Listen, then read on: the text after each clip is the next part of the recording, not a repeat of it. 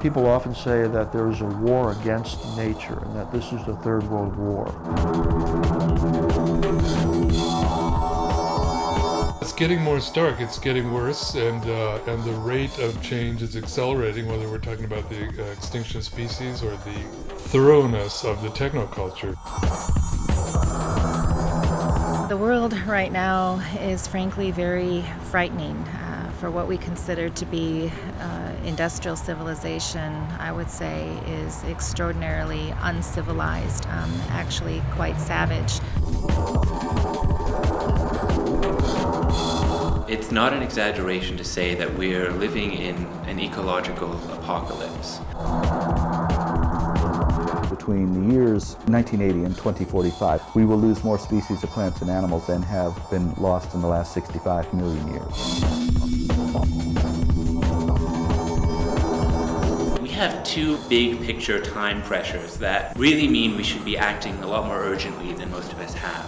And one of them is peak oil or energy collapse, and one of them is climate change or runaway global warming. I think that most people, even most scientists, continue to underestimate how far down the path to climate catastrophe we've already traveled. For the most part, we're oblivious to it. We don't want to know about it. We don't want to hear about it. The one thing I'm most afraid of is that we're going to mount a tremendous campaign to sustain the unsustainable. At this point, the scientists are saying that the Earth's temperature may increase by as much as 10 degrees. At that point, there may not even be bacteria left. When the oil starts to really run dry, and when those in power have to assert their power in a time of dwindling resources, I think they're going to turn to much more blunt and cruel methods of enforcing their power. The whole climate is changing. The winds, the ocean currents, the storm patterns, snowpack, snow melt, flooding, droughts.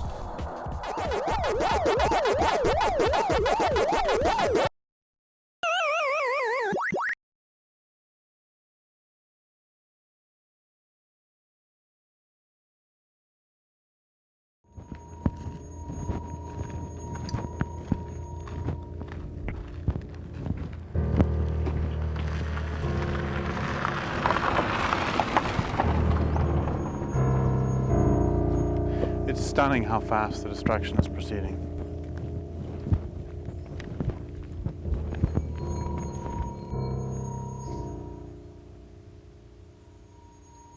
Every day that passes, the world is in worse shape.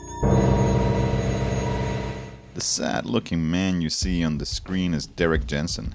Jensen is the best-selling author of several non-fiction books, including A Language Older Than Words and A Culture of Make-Believe. His books deal with topics such as surveillance, child abuse, the environment, and something he calls civilization.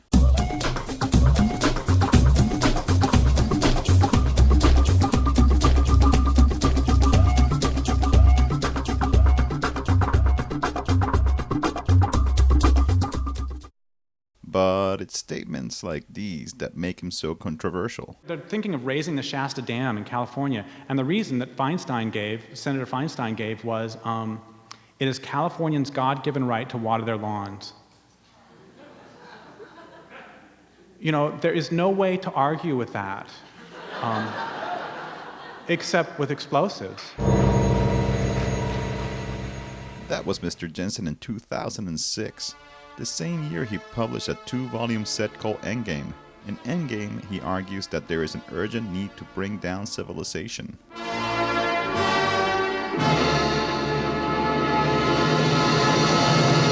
If people would have brought down civilization 100 years ago, people in the Pacific Northwest could still eat salmon. There's going to be people sitting along the Columbia 50 years from now, and they'll be glowing for one thing, but they'll be starving to death, and they'll be saying, I'm starving to death because you didn't take out the dams that killed salmon.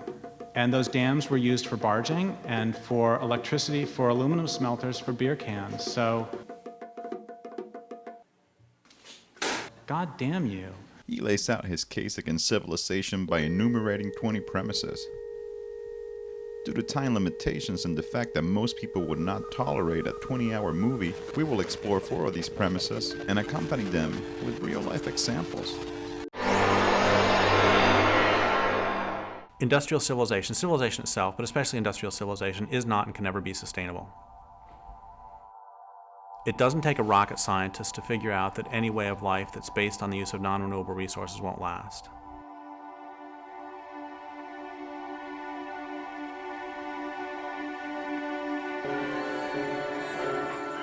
Civilization is a way of life characterized by the growth of cities. So you've got groups of people living in a dense enough population that the local land base cannot support them. What that means is you have to get your basic resources from somewhere else because you've used them up where you live. So you're going to go out into the countryside and gather up whatever it is you want, bring it back in.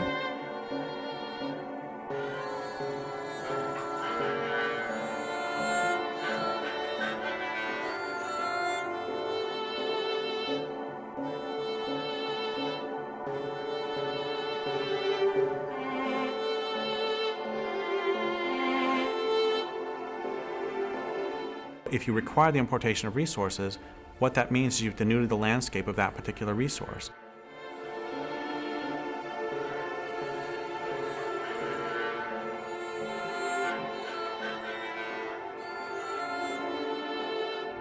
There's no way that in the long term you can continue to destroy the land that you need for your survival or the waters that you need to drink and expect to continue to live. Industrial civilization requires ever-increasing amounts of energy and ever-increasing amounts of land, ever-increasing amounts of resources of all kinds in order to perpetuate itself, in order to continue to grow, in order to just maintain itself. And we live on a finite planet, and those aren't available. Of course, unfortunately for us and most living creatures, that culture won't stop until it's consumed as much as it can, or of course until we stop it ourselves.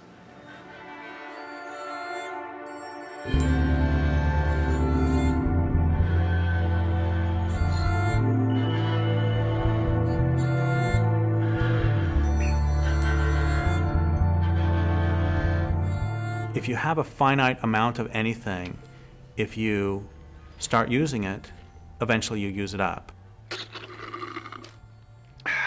And so it would seem that if your entire culture is based on, I don't know, let's take a random resource, oil, that you would think about what's going to happen when the oil runs out. We found energy resources that have allowed us to escape some of the kinds of limits that previous cultures have had to face much more quickly. It used to collapse because they ran out of resources, easily accessible resources, the limit being the distance that people could travel with things like horses or other pack animals. That ended with the beginning of the fossil fuel age. Now they can go all over the planet and take what they want. So globalization has only accelerated this tremendously destructive process. We've poured our wealth into building an infrastructure for daily life that has no future. I do think that the oil problem is going to accelerate within the next 3 to 5 years, maybe even sooner. The numbers indicate that we've probably peaked in global production.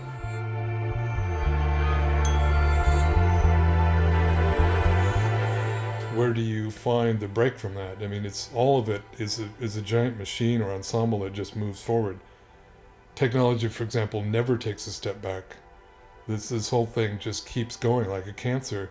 I don't know of any civilization that's been sustainable. I don't believe there ever has been one. Technology, really in its essence, is our culture's determination that comes from certain philosophical and historical sources that we will be nothing else but more relentlessly technological.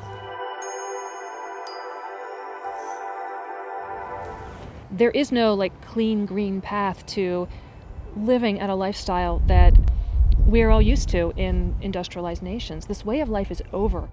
Civilizations are often cutting their own throats very visibly, very obviously, but they just keep on doing it. Every civilization is defined by hubris. It's defined by its denial to recognize that it lives in a natural world. As a matter of fact, every civilization in its founding lies elevates itself above nature and claims that it is the controller of the whole world.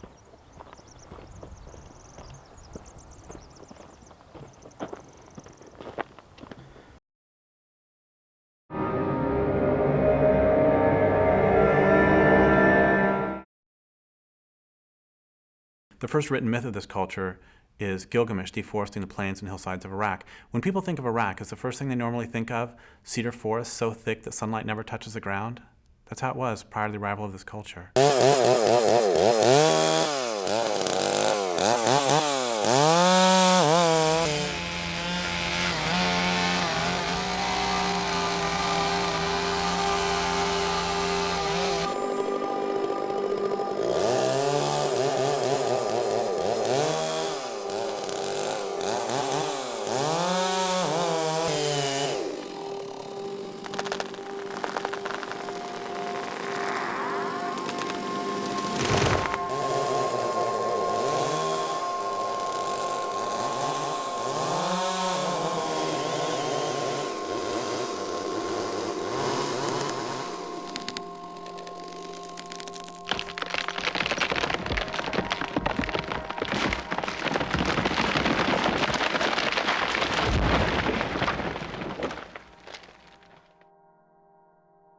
So as a longtime grassroots environmental activist, and as a creature living in the thrashing endgame of civilization, I am intimately acquainted with the landscape of loss, and have grown accustomed to carrying the daily weight of despair. I've walked clear cuts that wrap around mountains and drop into valleys and climb ridges to fragment watershed after watershed, and I've sat silent near empty streams that 2 generations ago were lashed into whiteness by uncountable salmon coming home to spawn and die. Out here in BC and across North America, when they do industrial logging, they actually take and just remove all the trees. They level everything. They leave nothing but stumps and slash piles. And they burn the slash piles and they take out all the timber. And what's left is a wasteland. It's like they take a rainforest and turn it into a desert. That's what a clear cut is.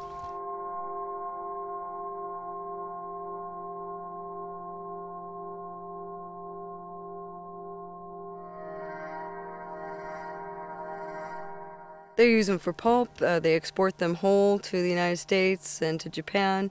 There's not very much milling that happens anymore in BC. It's just getting exported for pulp and paper and fiberboard and plywood and whatever else. Not a lot of value added. This tree has been selected to be cut, and usually the company will only clear cut, but this tree is in what they call a streamside selection zone. That's why they've got it marked blue, because it's a selection zone. In a clear cut, they won't paint the trees that they're going to cut down. They only paint the ones that they're going to leave.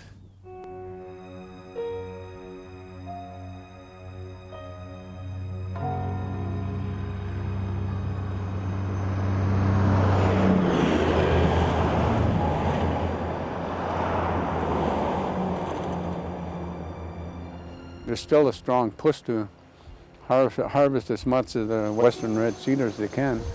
They're bringing in huge helicopters to do that. And they're high grading, selecting only the really good high quality timber and leaving the rest laying there, in a junk heap. So that's why we keep on, fighting back.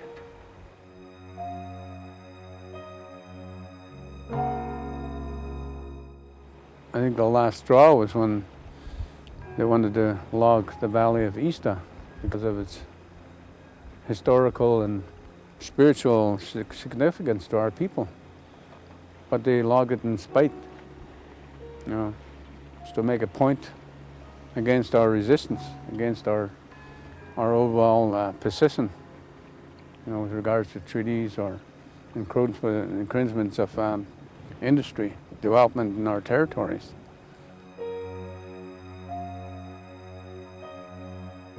In a lot of these areas, like this clearing behind me up on the hill, you can see The soil is exposed. The ultraviolet kills off all the mosses, the funguses that hold the forest, hold the soil together. When the stumps rot and the roots die, then the slopes slide. And often there's not much regrowth. There's no regeneration of the forest. They do some replanting. It doesn't always work because there's no soil left. It washes down into the streams. It kills the salmon.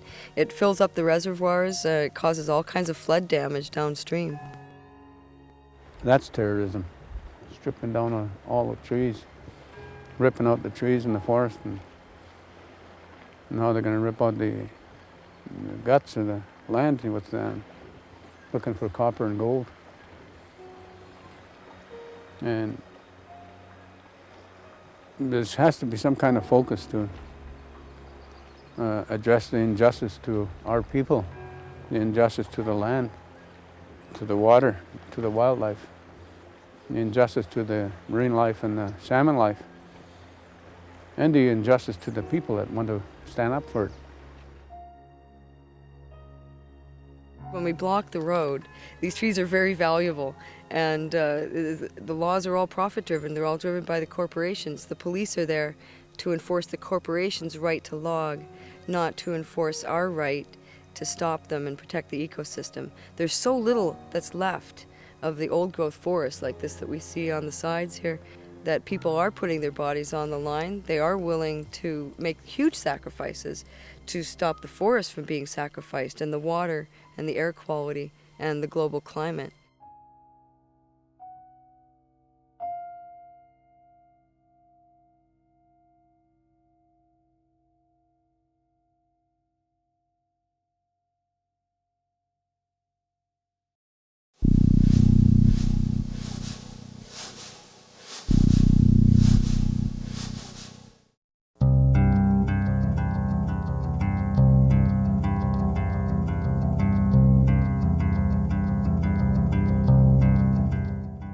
Traditional communities do not often voluntarily give up or sell the resources on which their communities are based until their communities have been destroyed.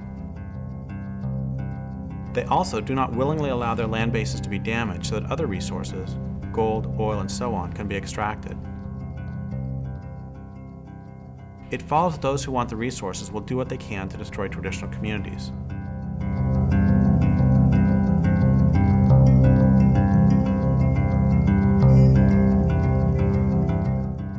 Our people, we say, have been there since time immemorial. Prior to invasion and conquest, colonization, lands in North America were occupied by populations of people that had a profoundly different relationship with the land. They live with the land. All the ceremonies that have come up have to do with celebrating the renewal of seasons and life and affirming all of that. One thing about Indigenous peoples is that there's always the idea that you have to live in balance. And, you know, emotionally, physically, spiritually, emotionally, you have to have balance. And so this same philosophy was applied to the natural world that they lived in. The Tolowa, on whose land I now live, weren't civilized. They didn't live in cities. They didn't require the importation of resources. They lived in villages, camps. And lived there for 12,500 years if you believe the myths of science. If you believe the myths of the Tolowa, they lived there since the beginning of time. I think that what we have had in Indigenous societies all along is a very kind of common sense, a very practical approach to why it's important to treat the world around you, the natural world, in a good way.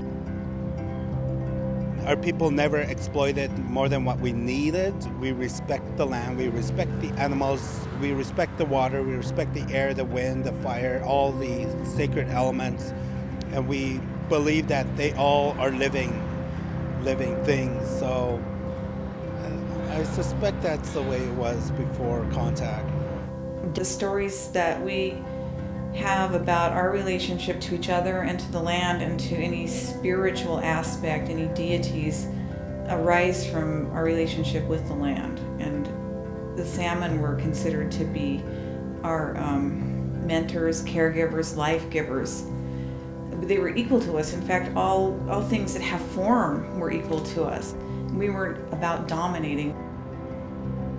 the spiritual relationship that our peoples had prior to invasion with all of creation, and recognizing that all beings have a spiritual essence, a spiritual entity, and that if we want to live in this universe in a good way, that it was absolutely essential that we learned how to maintain respectful relations with all of creation.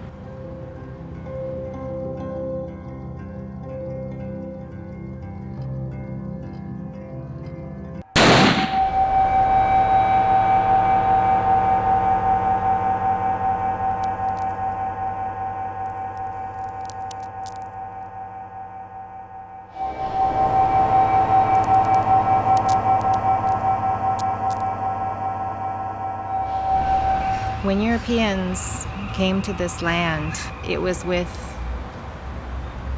such a rapacious appetite. It still has not been sated. They brought Christianity, they brought colonization, and certainly they did bring civilization. They came in and they were sent with this commission, they felt, apparently, to dominate the land, and it was just basically there for the taking. These people would accept beads or just kind of get out of the way, and of course they had superior firepower at that time too. Right off the bat, with Christopher Columbus landing in the Caribbean region on what is today Haiti and the Dominican Republic, they initiated almost immediately a genocide down there that depopulated most of the nation there, the Taino and the Arawaks. And one of the main things that happened was the introduction of diseases, which was basically biological warfare. The smallpox was spread through tobacco and blankets and given to the Indian people. So it didn't take them long to be decimated because they were pure. And the smallpox was vicious, very vicious. When Europeans came, much of what they were interested in was rapid resource exploitation. They wanted to get wealthy in the New World. And as they were seeking that wealth, they worked with indigenous nations to undermine traditional economies and undermine the relationship that indigenous populations have with the land, so that indigenous peoples could then do the work of resource exploitation and extraction for the Europeans so that they could get wealthy. In imposing those things on indigenous peoples, of course, they destroyed indigenous peoples and their nations and their way of life. Generally, indigenous peoples suffered 90% or more depopulation rate upon having contact with Europeans. It was a genocide, war for territory, because the Europeans wanted to take the resources.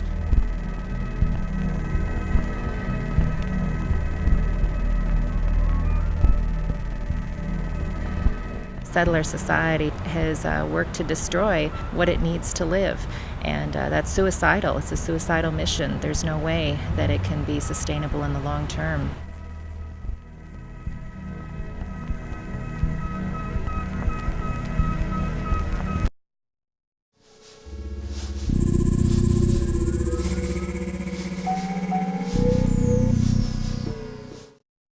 I gave a talk in Oregon a couple years ago, and this guy afterwards said, you know, you talk a lot about this culture being based on violence, but I don't see it. You know, I'm not violent.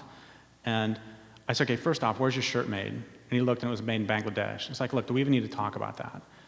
He's fucking faking he's dead. Yeah, he's breathing. He's faking he's fucking dead. Yeah, he just blamed. Our way of living, industrial civilization, is based on, requires, and will collapse very quickly without persistent and widespread violence. Arcing upwards into the 7th plus. A large explosion. Wow. I'll just take a couple eggs. How many you want? Two. Two is good. Okay. And then what next? Some ham. Great. Tomato. Okay. How about that? Okay. Some onion. Onion. Ooh, and cheese. Everything then, right? Okay, You want yes, everything. Okay. I understand. Okay. We'll just pop this on. Now watch. I'm chopping the ham and veggies, grating the cheese, and whipping the eggs, all in 3 seconds. The machine that just made those smoothies for Berman and Fred will make an omelet. There's not much time left to get this beautiful pulse diamond necklace, less than 50 seconds. Joanne? Absolutely, John. You're going to want to give us a call to get this beautiful Hope diamond necklace. This is a 45.52 carat diamond surrounded by 16 white diamonds. It has a platinum chain bearing 46 more diamonds. These are 12 4-ounce Southern barbecue chicken breasts. These Stuffin' Gourmet farm fresh chicken breasts come from their barnyard to your backyard. They're wonderfully marinated and guaranteed to be tender, juicy, and downright delicious. Fine-tune those measurements. We keep them on file. They're saved there on our computer. Go back into the section where you reorder and fine-tune those measurements for us. And then we'll have a chance to send you another pair of customized jeans that we really believe are going to fit perfectly. So we're going to do a countdown, starting from 5. Everybody got to help me out here.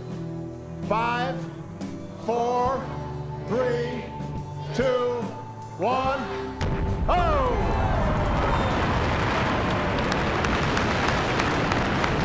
It worked.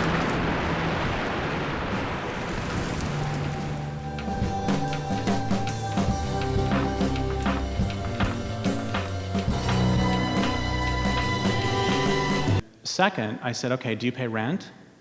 He's like, yeah. And I said, why? And he said, because I don't own. And I said, no, what would happen if you didn't pay rent? He said, well, the sheriff would come and evict me. I said, I don't know what that means. What would happen? He said, well, the sheriff would come and he would knock on the door. I said, okay, great. What happens if you open the door and you say, hey, I'm just finishing up making dinner. You want some? And so the sheriff sits down, you feed him, you don't poison him. And then after dinner, you say, well, you know, you've been somewhat pleasant company, but not all that pleasant, so I would like for you to leave my home now. What would happen?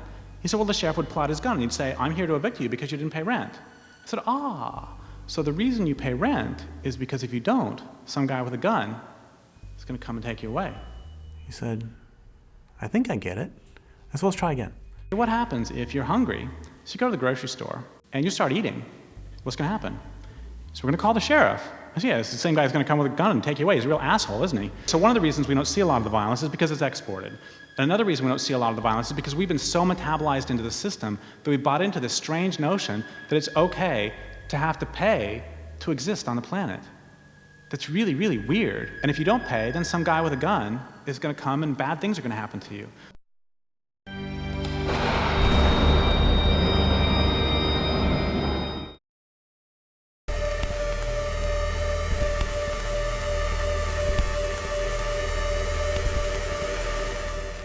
A few years ago, I got a call from a friend of mine. She's an environmental activist. She was crying, and she said, this work's just killing me. It's breaking my heart. I said, yeah, I know, it'll do that.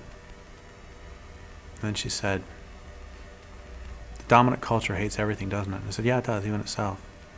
She said, it has a death urge, doesn't it? I said, yeah, it does. She said, unless it's stopped, it's going to kill everything on the planet, isn't it? I said, yeah, it is, unless it's stopped. Then she said, we're not going to make it some great new glorious tomorrow, are we?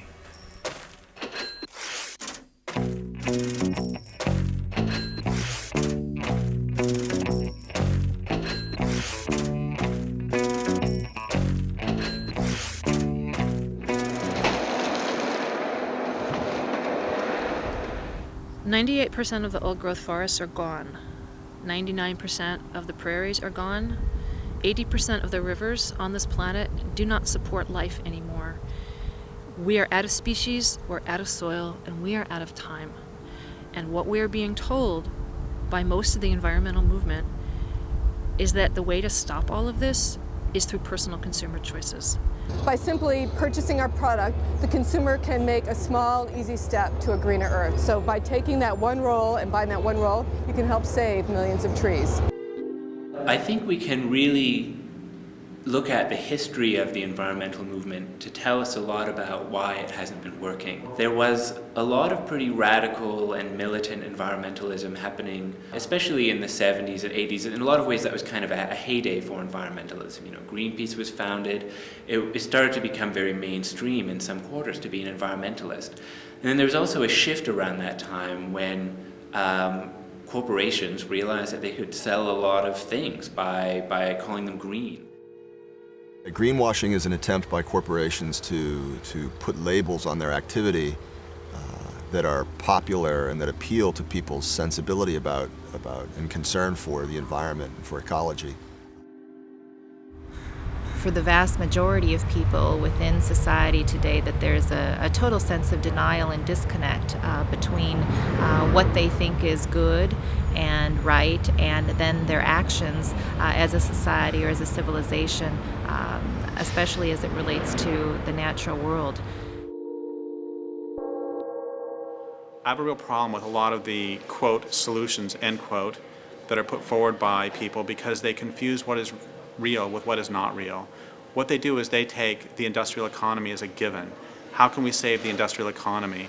And oh, it would be nice if we still have a planet. It doesn't matter if I buy, hemp soap if there's a runaway greenhouse effect and the planet becomes uninhabitable.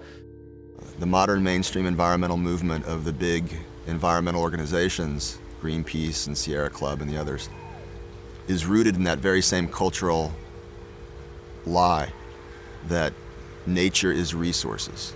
Nature is things to be used and managed.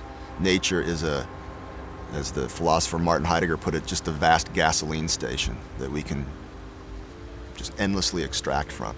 They may say we need to manage it more wisely, but as long as they maintain the mindset that we are the lords of creation and creation exists for us as resources to be transformed into commodities for us to buy and sell, as long as they maintain that perspective on what it means to be an environmentalist, then they're working within the same framework of an ultimately self-destructive path that the culture is on.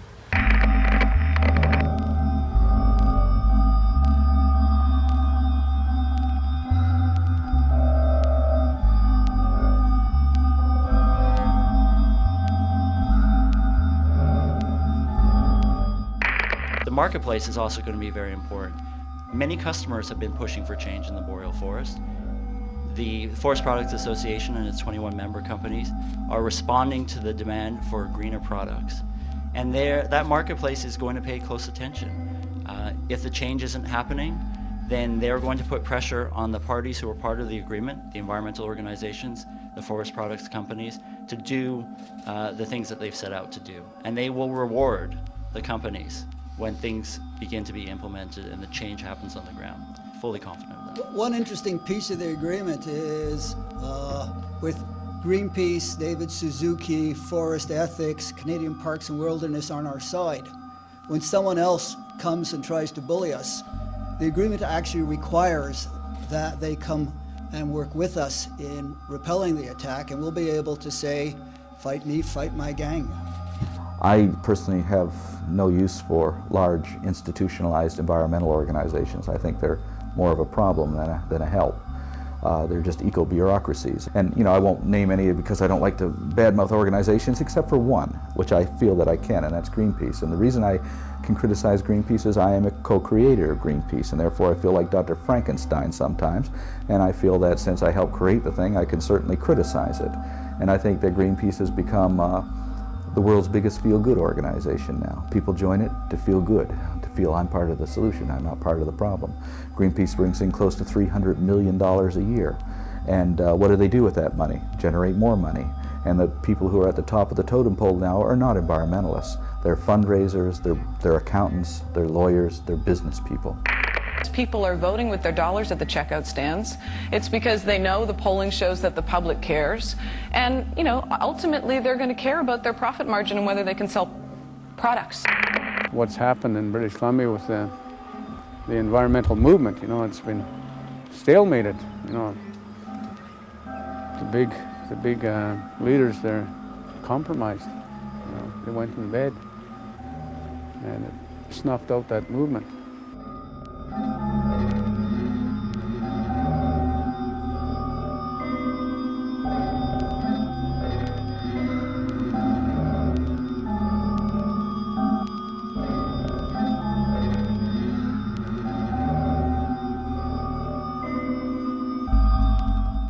So what happened was there was direct action, there were blockades, there was an international market campaign that put a lot of pressure on the companies that were logging in the Great Barrier Rainforest. But the end result was that all fed into a closed-door negotiation with Sephora Berman leading the negotiation, or as chief negotiator on the conservationist side, where a lot of the groups that actually did the work, the direct actions, and did the market campaigns were shut out of the process. Public oversight was removed, and the protocol agreements that were signed with First Nations and with conservation groups were basically shunted aside. And so the protocol agreements gave the negotiators a mandate to negotiate for 40 to 60% conservation, but what happened was they agreed to 20%. It's not strange to me when people tell me that, oh, you know, that the former president of Greenpeace now works for the logging industry of Canada. The former president of Greenpeace Australia now works for the mining industry. The former president of Greenpeace Norway works for the whaling industry. See, because it's just one corporate job to the next.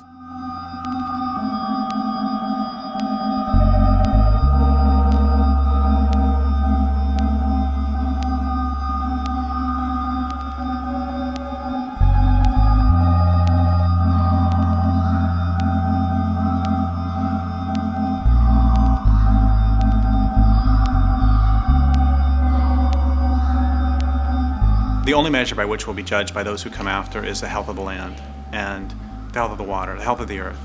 They're not going to give a shit as to whether we recycle. They're not going to give a shit as to whether we wrote our legislators. They're not going to give a shit as to how hard we tried. What they're going to care about is whether they can breathe the air and drink the water, whether the land will support them. And they're not going to care how hard we try. They're not going to care about any of that. What they're going to care about is, do we live on a living planet?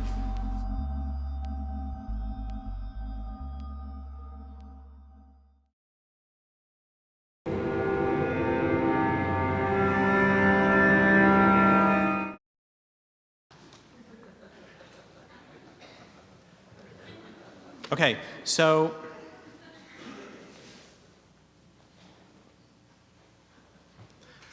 I don't know if you know this, but the original draft of the movie Star Wars was not written by Lucas. The original draft was written by environmentalists, and it's a little bit different.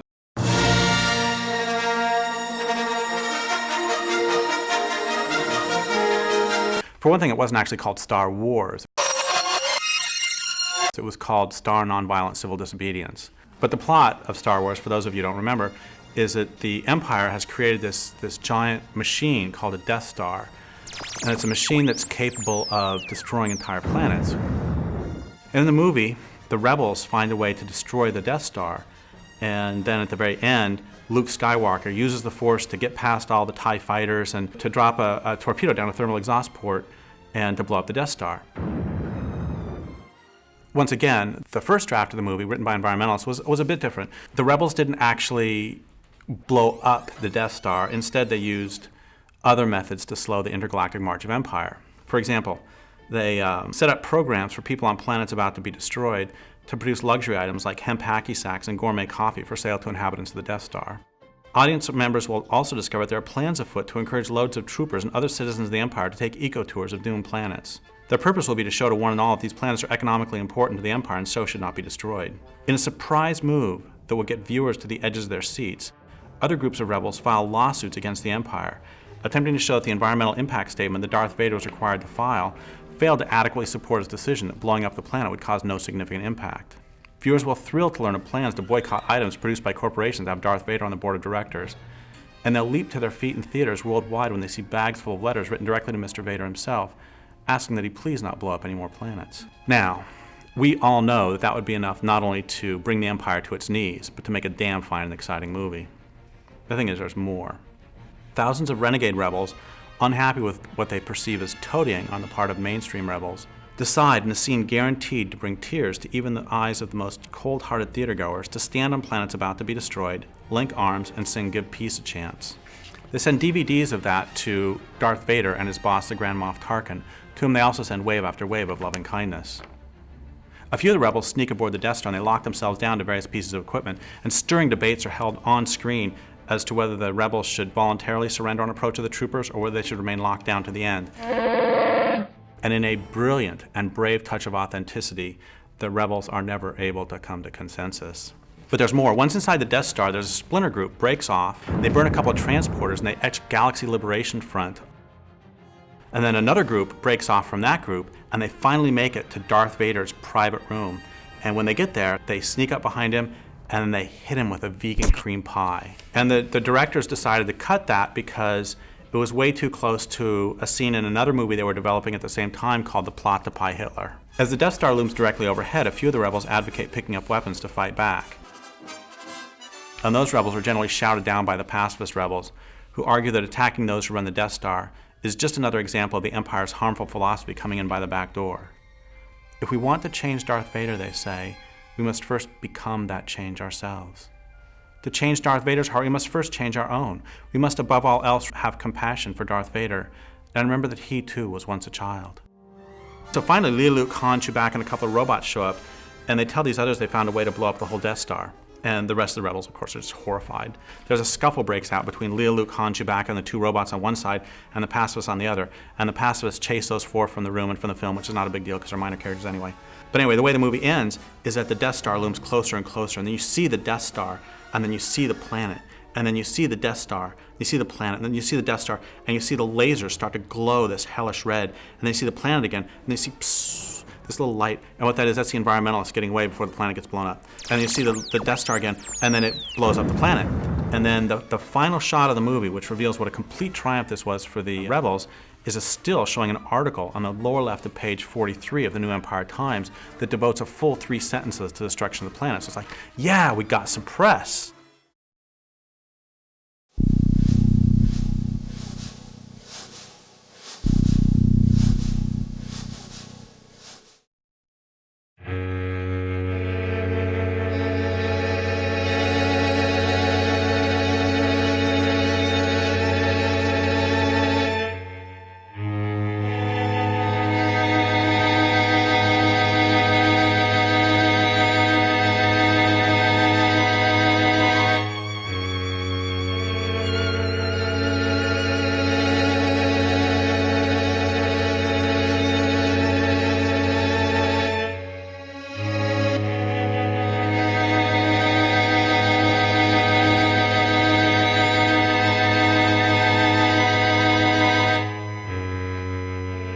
The public really needs to understand that no combination of alternative miracle fuels or biodiesel or ethanol or nuclear or sun or solar or used French fried potato oil, no combination of these things is going to allow us to keep a happy motoring society going.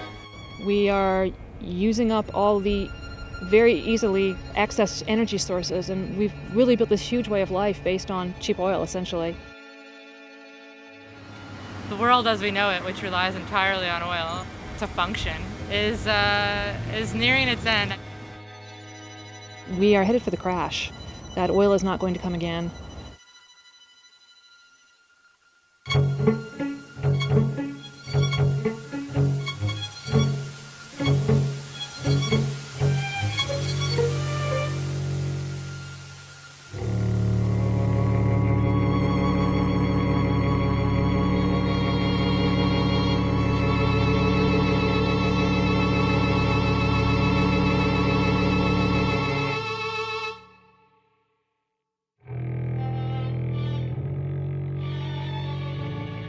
Tar sands are probably one of the biggest industrial projects in the history of mankind.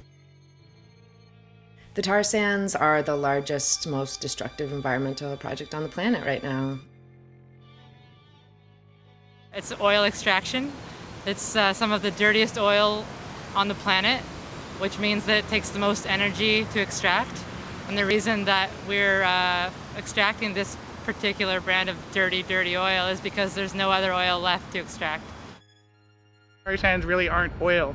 Effectively, the process by which you mine and refine tar sands is effectively adding about 100 million years of development through a synthetic process. The tar sand deposit in an area that covers the size of the state of New York or larger than England is already considered the largest industrial project in human history, and it's barely begun. They extract it from the sand by steaming and heating water, basically boiling it. So the oil sits on top of the water like a froth, and then they scrape it off, and that's the bitumen. There's mining processes and in situ processes, and both of them are pretty much trying to extract bitumen out of the sand. To produce 1 barrel of oil, you have to first, after you've cleared off the ground and broken all the trees down and so forth, then dig a pit which can be up to 200 feet deep. For each barrel of oil, there's 4 barrels of water used in a process called a slurry, where you spin it at a high speed, high velocity, with high temperatures of water to separate the bitumen, which is the pre-synthetic oil, from the sands itself and all of the clays and silts. But that's after you've already dug out what has to be hundreds of tons of earth. The energy that's required to actually do that is approximately, people say for almost every barrel of oil you need about a half a barrel of energy just to produce this. So for every barrel of energy input is 2 barrels of oil that are produced. Whereas with conventional crude it was very, very minor in terms of the energy that's inputted to actually get the crude oil out. So the ratio that's most important to talk about is a ratio you could use in a country like Iraq, where for each barrel of oil you use to try to get more oil, you'll get about 100 barrels back.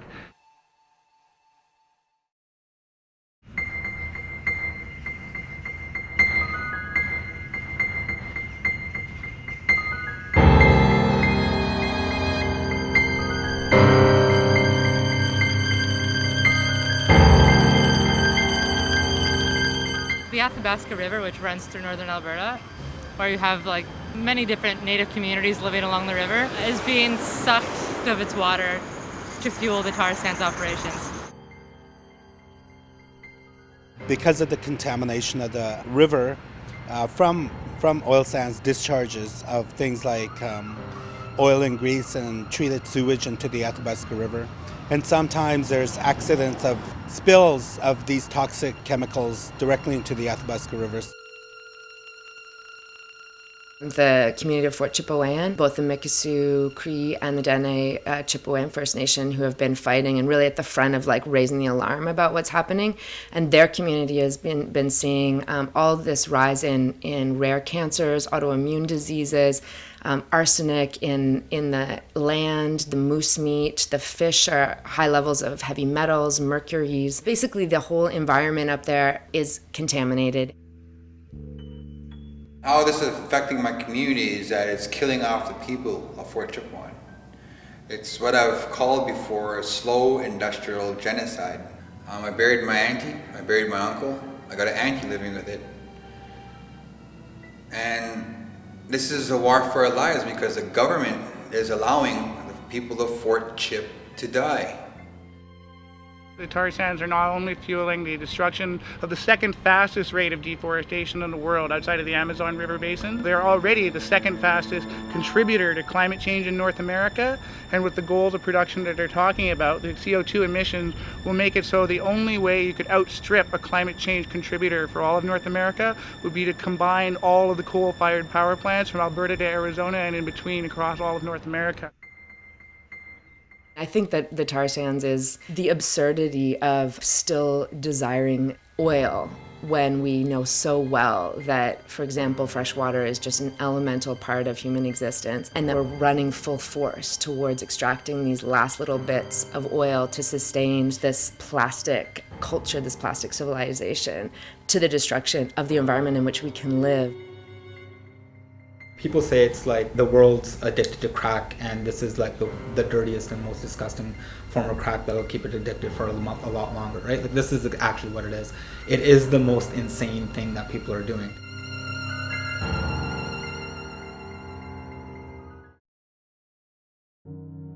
We probably agree that civilization is going to crash whether or not we help bring this about. If you don't agree with this, we probably have nothing to say to each other. We probably also agree that this crash will be messy. We agree further that since industrial civilization is systematically dismantling the ecological infrastructure of the planet, the sooner civilization comes down, whether or not we help it crash, the more life will remain afterwards to support both humans and non-humans.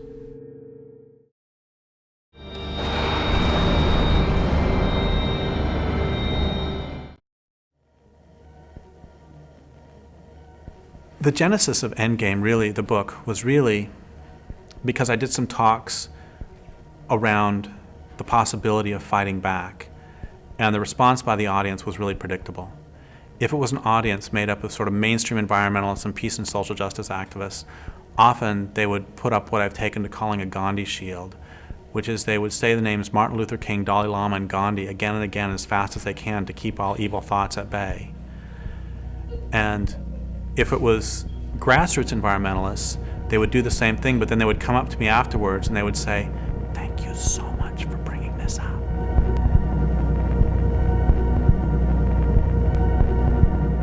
Especially in North America, pacifists and nonviolent advocates have had a very defining role and even a censoring role in determining what other people's participation can be in a whole range of social struggles.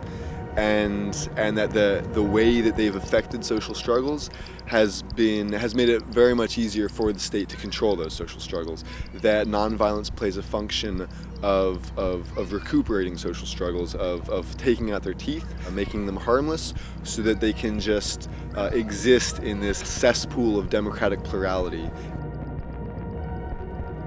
I wonder what happens to that kind of energy or idealism or faith that something is about to change when they're certainly not going to change at all.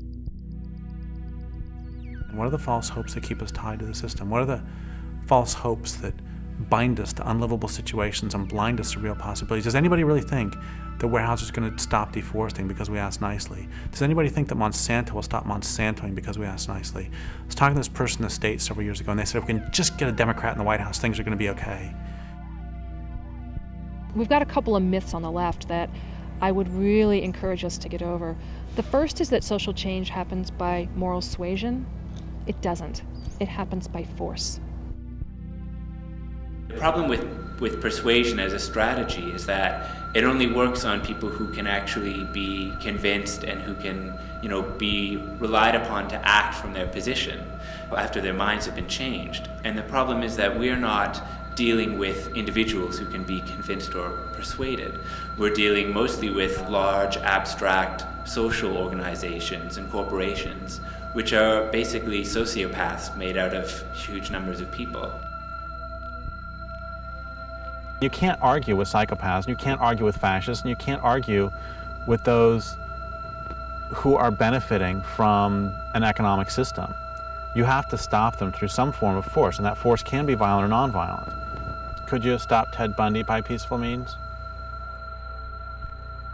The left, to a large extent, subconsciously, has as its primary role to make resistance harmless.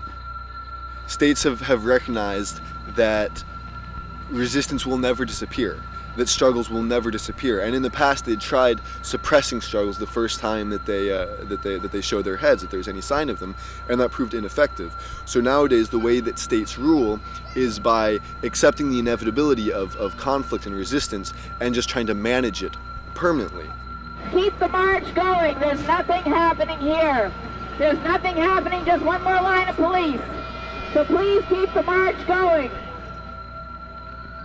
Social movements in North America are locked into this pacifist doctrine that is imposed by the middle-class reformists who want to control the movement and dictate how it conducts itself. Advocates of nonviolence, they frequently say that nonviolence works, and the principal examples that they use of that are Gandhi in India and Martin Luther King in the US. The problem with that is that this constitutes a really great historical whitewashing, that in fact the resistance in India was incredibly diverse, and Gandhi was a very important figure within that resistance, but the resistance was by no means pacifist in its entirety. Gandhi gets used as a way to shut down conversation. Especially in the West, Gandhi's used as a way to sort of quell any ideas of either direct action or what's perceived as violence, or sort of like, resistance that goes beyond what is seen as sort of like a pacifist or a peaceful means of resistance. For years, I really bought into the whole Gandhian myth that is really sort of forced down the throat of activists in the United States. And the people who disabused me of that myth were when I first actually met some people from India. The people I talked to certainly didn't deify him, and many of them despised him. and they felt he was a collaborator and he was somebody whom the British could work with.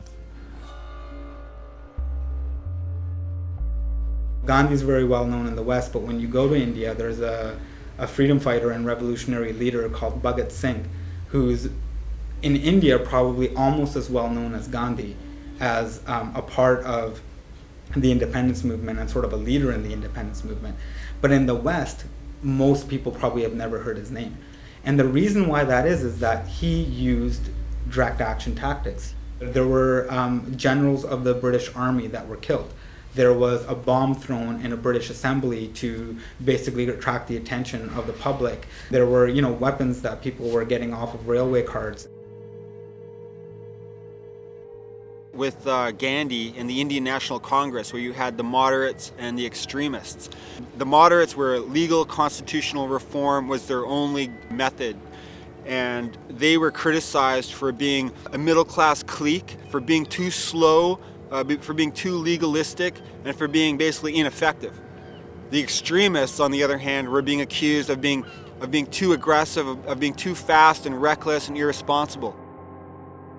Gandhi basically got negotiating power from the fact that there were other elements in the struggle which were even more threatening to British dominance. So the British specifically chose to dialogue with Gandhi because he was, perhaps for them, the least threatening of the important elements of resistance. Gandhi came in as being the middleman. His theory of nonviolent passive resistance seemed to be a bridge between the extremists and the moderates. The British were bled white after World War II and didn't have the morale left anymore for a big fight, and they helped choose somebody that they could work with. They knew a revolution was coming and they wanted to blunt it as much as they could. India went from being a colony to a neo-colony. The British were still able to maintain their interests less directly with Indians being in positions of management.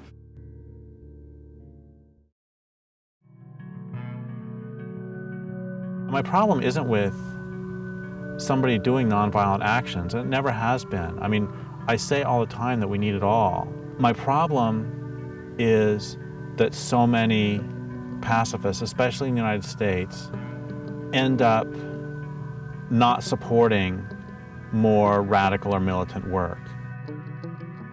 The problem when this debate comes up is that you can't just assume that people that are resisting and are using a means of resistance haven't thought about what they're doing. And that's what I think often is the problem. When people decide to take certain actions, and when people decide that, hey, our marches aren't enough, or they're doing this or doing that, there's this assumption by a lot of people that want to toe the Gandhi line is that, they're just not thinking about it. What most states will choose to do in similar circumstances is to find the elements of the resistance that are most easy to control and most easy to co-opt, to negotiate with them, and then to hand over power to them in order to continue the system that had already existed.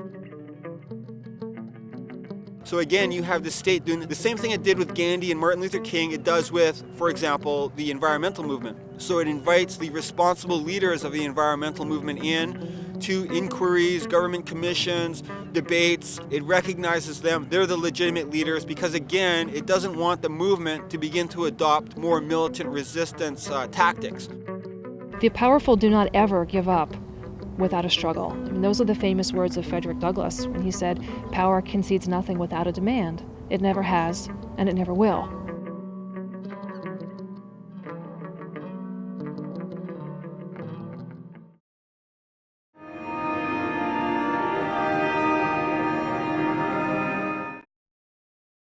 If we use more efficient electricity appliances, we can save this much off of the global warming pollution that would otherwise be put into the atmosphere. If we use other end-use efficiency this much, if we have higher mileage cars this much, and all these begin to add up, other transport efficiency, renewable technology, we have everything we need, save perhaps political will. But you know what? In America, political will is a renewable resource. When we see solutions, all the so-called solutions put forward to global warming, the thing they all have in common is that they take industrial civilization as a given, and they take the natural world as the dependent variable. It's all about saving civilization, and that's entirely backwards. What it should be is, we need to do whatever it takes to save life on the planet. In the next 40 to 50 years, we're going to see the extinction of more species than we've seen in the past 65 million years. That, to me, is a red light and a siren going off as a call to people who will cut through the crap and do what is necessary to protect the Earth for here and now and for future generations. It is you that are going to have to answer to your children 50, 75 years from now when they ask what you did during the eco-wars. And in that sense, I think each one of us has to live the life today, this very moment, doing the things that we would be proud to tell our ancestors about. If we are serious about saving life on Earth, we've got to start fighting back in the ways that people do when they realize they need to form a serious resistance movement. Most indigenous populations who maintain any sense of a traditional worldview know that the way of life that settler society has imposed on this land is unsustainable. Yet there's been a sense that we really need to kind of wait until it collapses, or wait until they're done doing, or they've reached their limit and they can't continue the way that they've been going on, and be patient. Fuck patience.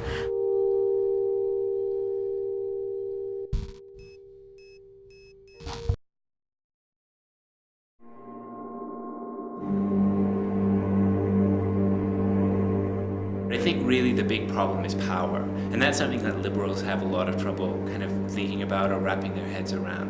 And the problem is that this culture has clearly defined hierarchy. There are people who are clearly in power and who benefit from power and who benefit from destroying the planet and who benefit from exploiting other people. And they've been doing that for a long time, and their power is more important to them than anything else. There is no personal consumer choice that is going to dismantle the systems of power that are behind the destruction of our planet. What we need is organized political resistance. You cannot just simply ask the state for these reforms or for any kind of gains or concessions. You have to force them to do it, and that's the power of disruption. It was a bloody day at the Mohawk Indian community in Oka, Quebec, near Montreal. Provincial police in riot gear stormed the barricades the Mohawks had set up. There were clouds of tear gas, a hail of bullets, and in the midst of the battle, a policeman was killed. All this because of a dispute over a piece of forest the Indians claim is theirs. A forest town council wants to bulldoze to expand the local golf course. The police retreated as abruptly as they'd attacked, leaving behind their cruisers.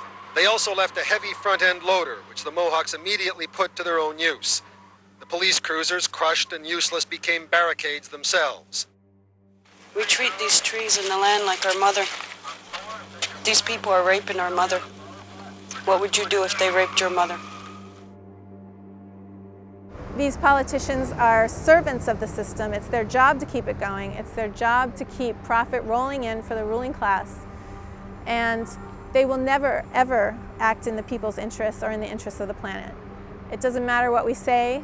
The only thing that they will respond to is force and the threat of social disruption. And even if we allow them to stay in power, they will always take back any gain that we manage to get from them.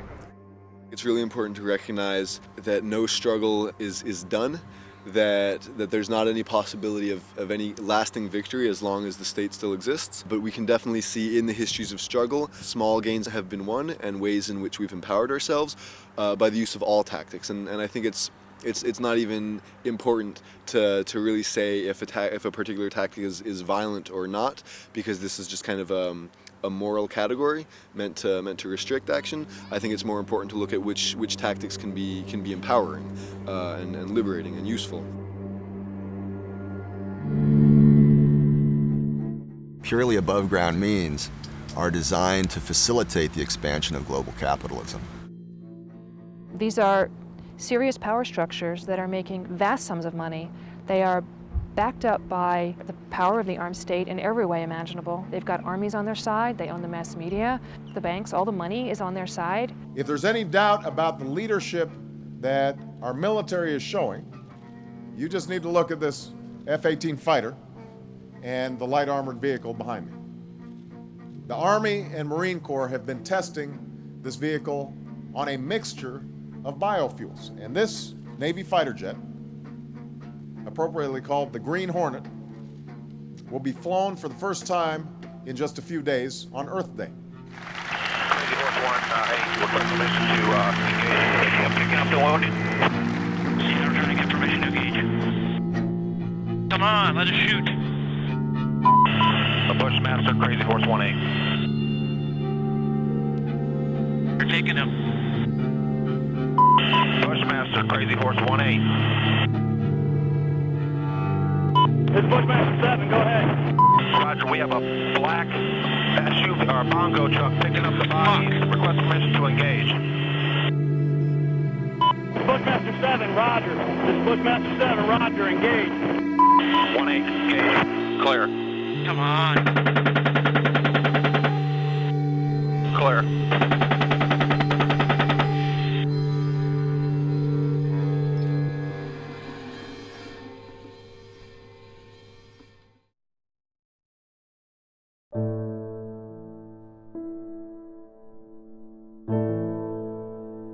So if the law will not do the right thing, other people will have to do the right thing, and they'll have to do the right thing by breaking the law.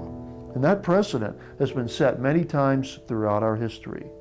The people who saved the Jews from the German Nazis broke the law for a higher ethical purpose. The people who liberated slaves in our country through the Underground Railroad system to protect them from slave masters and a very barbaric law in the United States at that time. They did the right thing. They broke the law for a higher ethical purpose. We need to start and get out there and go beyond hitting like on Facebook and signing online petitions. We need to be out there in the real world fighting back.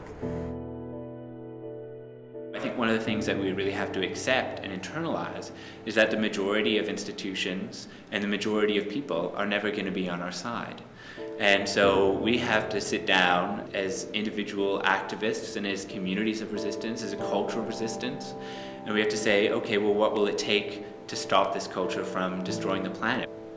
You know, part of the answer is obviously that persuasion hasn't worked and persuasion is not going to work. If we want to be successful, then we have to look at what resistance movements in the past have done and what they've learned and kind of the different phases that they've gone through as they've tried to assert themselves and try to be successful. When I say organized political resistance, I mean that we need to face power head on. Once you name power, you will find that power is sociopathic, that the people in charge will do whatever it takes to shut you up. The thing about when you enter into a period of social conflict, what you don't want is people promoting nonviolence, because that's going to disarm the people. It's going to disarm the people in the face of an aggressive enemy and in the face of hard social conditions. You want them to have a stronger fighting spirit, because without a fighting spirit, you lack the will to resist. The smartest thing the Nazis did was they made it so that at every step of the way it was in the Jews' rational best interest to not resist. Would you rather get an ID card, or do you want to resist and possibly get killed? Do you want to move to a ghetto, or do you want to resist and possibly get killed? Do you want to get on a cattle car, or do you want to resist and possibly get killed? You want to take a shower, or do you want to resist and possibly get killed? At every step of the way, it was in their rational self-interest to not resist. But I'll tell you something very important, which is the Jews who participated in the Warsaw Ghetto Uprising had a higher rate of survival than those who went along. I think if any of us were alive in Nazi Germany right now, we would know what a resistance movement should be doing. And we need to think about the culture of industrial civilization as if it's a culture of occupation, because it is.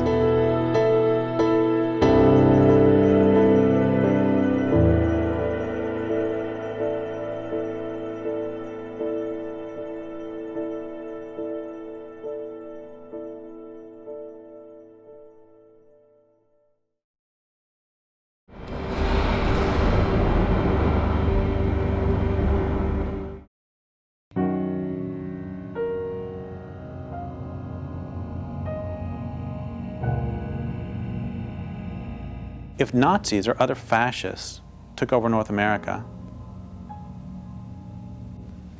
what would we all do? What would we do if they implemented Mussolini's definition of fascism? Fascism should more appropriately be called corporatism because it's a merger of state and corporate power.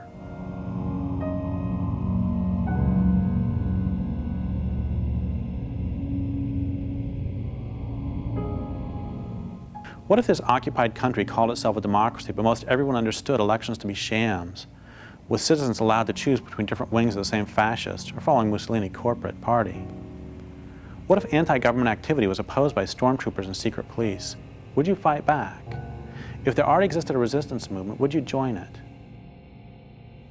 Would you resist if the fascists irradiated the countryside, poisoned food supplies, made rivers unfit for swimming, and so filthy you wouldn't even dream of drinking from them anymore?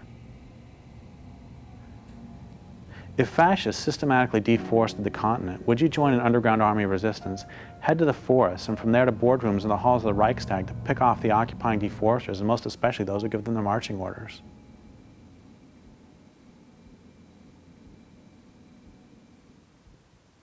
Give me a threshold, give me a specific point at which you finally take a stand. If you can't or won't give that threshold, why not?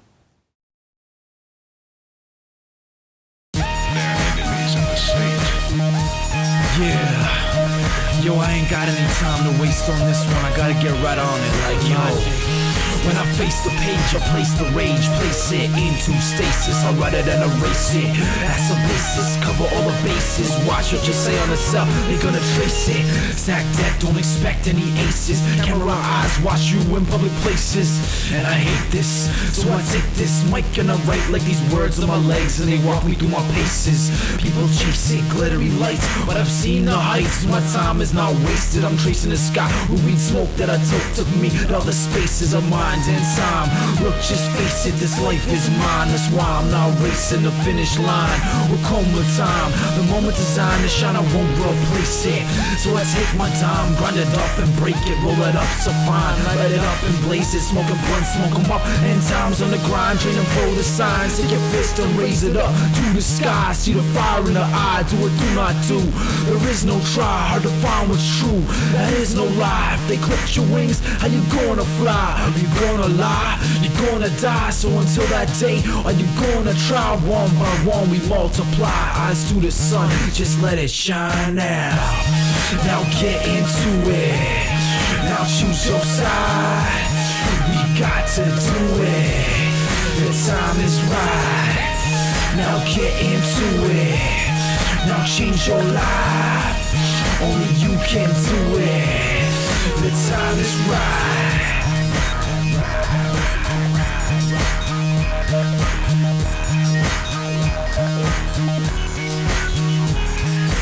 Any more pollution and you gon' fry. So get into it, it's do or die. Without action, factions, a crews divide. But you can't be stupid if you choose to ride. And you can't ride the fence, better choose your side. Keep doing what you're told, or do what's right. You're gonna roll over, or you gon' fight. No justice, no peace, the war's tonight. And I'm a poltergeist, you know, a violent spirit.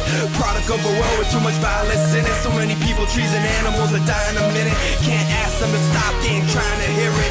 Until we get physical, they ain't gonna fear it. To go to war with the machine, start trying to kill it. Until it dies, every day's a violent day. And they expect you to protest in silence and stay pacifist and unaffected while we die and decay. We need to rise up, fuck kneeling to pray. Preachers and teachers lead us astray. Politicians and cops, all they say is obey. Your corporate masters, buy what they got and display. Stop buying the shit, start making them pay. To hell with the games, we ain't gonna play. Let's fight them till they kill us or they take us away. Start throwing Molotovs, stop throwing bouquets. Take it to these bastards like tankers and skate. Monkey wrench machines and write communiques. A wall to spray pages big, circle A's. Now get into it. Now choose your side. We got to do it. The time is right. Now get into it. Now change your life. Only you can do it. The time is right.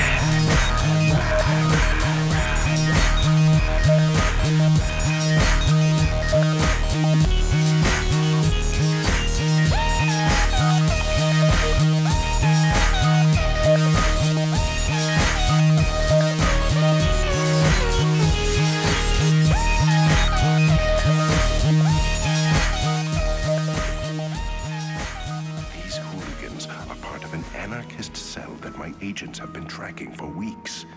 If you listen to them, you're playing right into your own destruction.